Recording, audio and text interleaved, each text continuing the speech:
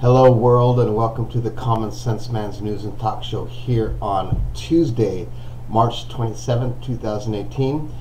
This show is where we discuss news from different news sources on the internet and discuss it in an open, common sense way, trying to bring the left and the right more together on a lot of these topics where we seem to be very far apart.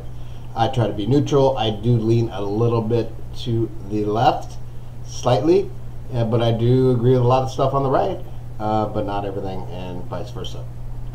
You could email in your suggestions or comments to commonsenseman@gmail.com, common with a K, or call in. That's the key here. Call in to discuss this live on the air, 805-994-0606. All right, topping the news today, we're going to start with Fox. It seems to be on most of the news channels today but Fox seems to always have the best headline.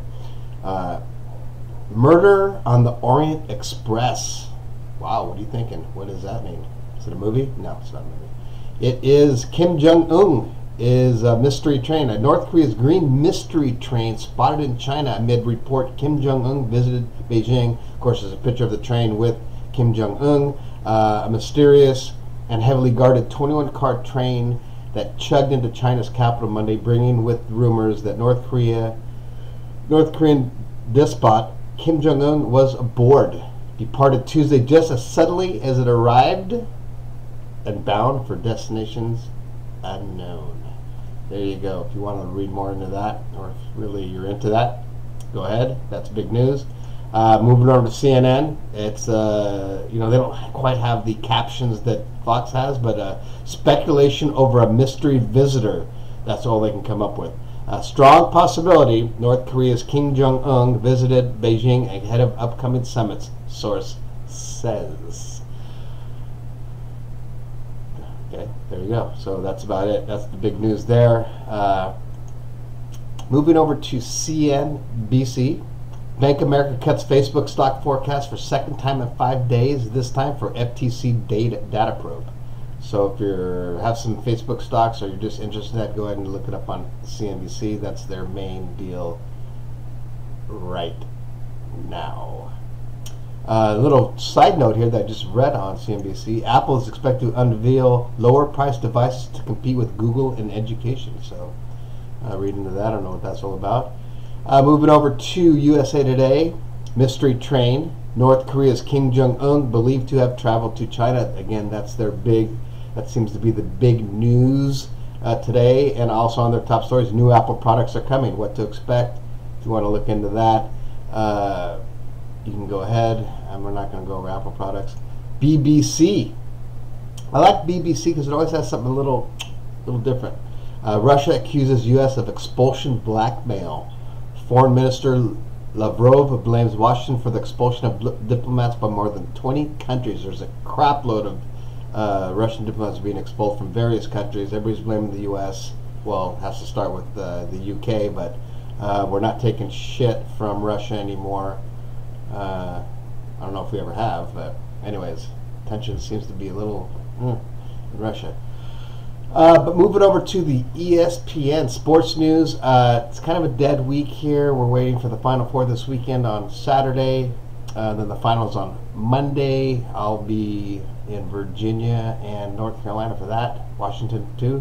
But the thing they do have on here that could be interesting to you football fans, because that's what we mostly are. We all love football. NFL power rankings, risers, fallers after free agency. So they're kind of doing a little power ranking. Go see where your team fits. Right now, I glanced at it. The Eagles and Patriots are 1 and 2 respectively. Moving over to the TMZ Entertainment News, my favorite. Not really. Stormy Daniels. I got the last laugh at a Dallas dive bar. She has a picture of her in front of this Dallas dive bar. Don't know what the name of it, but it says Stormy Daniels cuts loose after a 60 Minutes interview at a Dallas dive bar. She was there with her husband. Probably had a couple bodyguards because she has been threatened, according to her. And moving down the road, down the next story, Pamela Anderson. Solidarity with son Brandon. I love my dad.